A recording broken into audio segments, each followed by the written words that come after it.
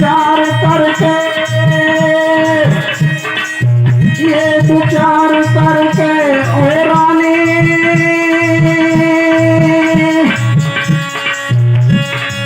मैंने एक वृक्ष से घोड़ा बांध दिया, तो वृक्ष से घोड़ा बांध दिया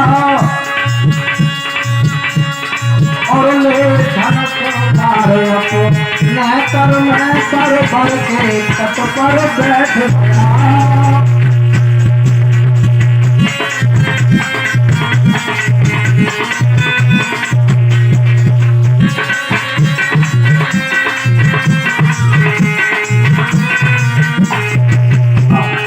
हे प्रिय, मैंने मन में सोचा कि छत्री का धर्म नहीं है जो खाली हाथ लौट करके जाए। मैंने एक वृक्ष से अपने घोड़े को बांध करके मैं झाड़ियों में छुप करके किसी शिकार के इंतजार में बैठ गया। रानी मैं रात के अंधेरे में बैठा बैठा शिकार का इंतजार कर रहा था। उसी वक्त रानी गजब हो गया। महाराज दशरथ की इस बात को कौशल्या फटी फटी आंखों से सुनती रही। महाराज दशरथ ने कहा कि सुन रानी, फिर क्या हुआ? एक सुंदर राजकुमार और घड़ा लेके सरवर पर आओ,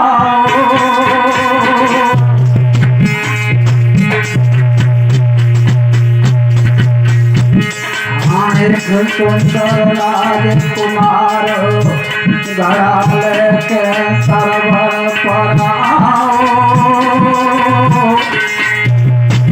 और अंजीर अंधा माता पिता को निर्भर न आयो।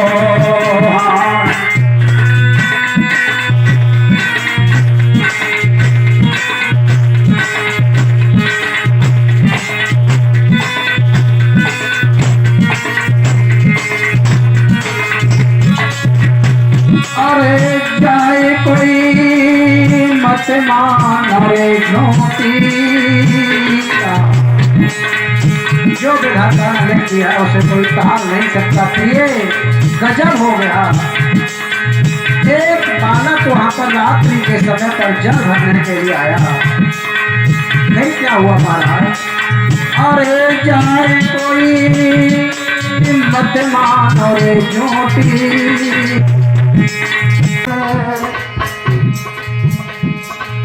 मन मारो एक तीर लगाओ बेटा के तन में।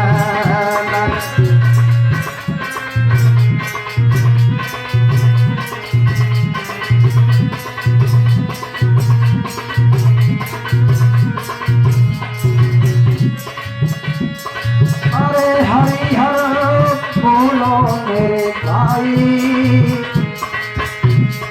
हरिहर बोलो मेरे भाई, और कर्म लेखन मिटे करो जय लाखन चतुराई।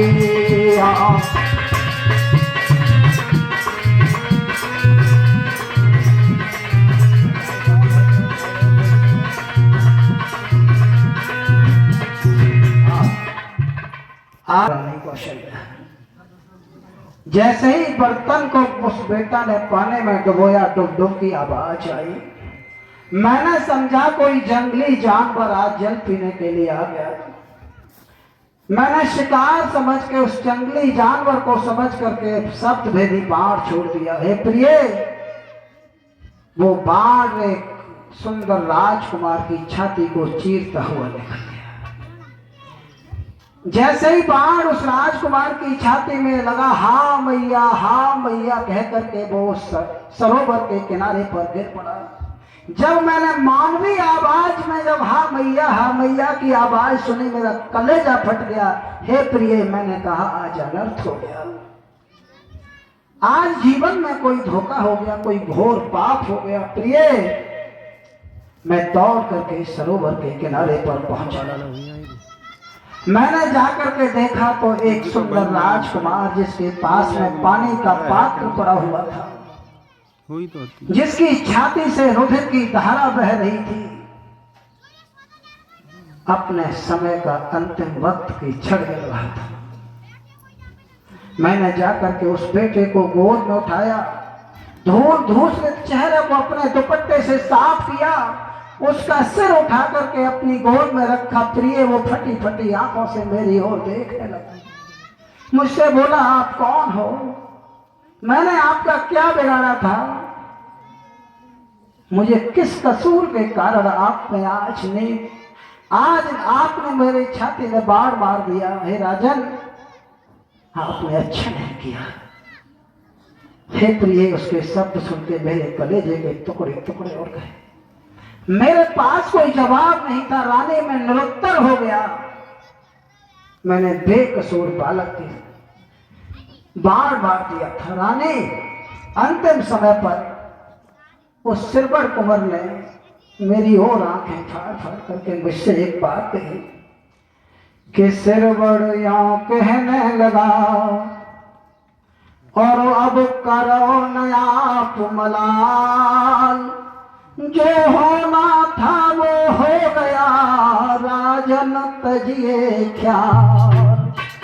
हे राजन, आपने अच्छा नहीं किया, लेकिन अब ये अफसोस का विषय नहीं रहा। मुख से निकली हुई बाड़ी और तरकश से निकला हुआ तीर कभी वापस नहीं जाता। राजन, हम तो उस दुखियारे अंधा के पुत्र हैं जिन्हें हम तीर्थ कराने लाए थे।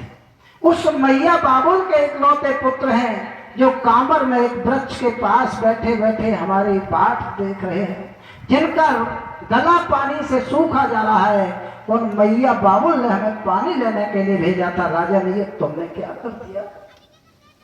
रानी, जब मैंने ये सुना कि किसी अंधा का इकलौता पुत्र जो माता पिता के लिए पानी लेने आया था, उन अंधाओं को पानी भी नहीं पिला सका, मैंने सोचा जीवन में इतना बड़ा घोर पाप कोई पापी दुराचारी भी नहीं करता। हे रानी, फिर क्या हुआ?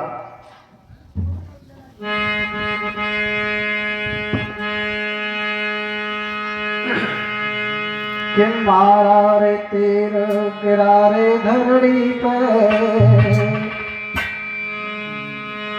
मारा रे तीर गिरा रे धरड़ी पे, और खोड़ गात भव जारी,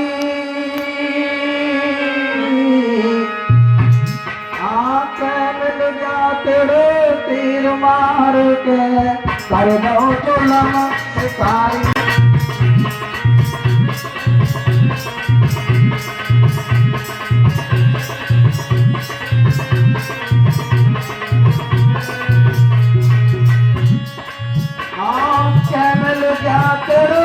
तीर मार के कर दो चुलम शिकारी।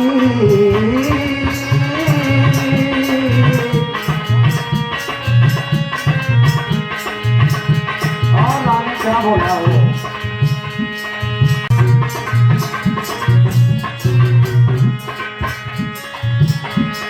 अंधा की जब इच्छा थी मैं तीर्थ करो बड़ न्याया रे, और घर कांधे पर कांवड़ उनकी बड़ बड़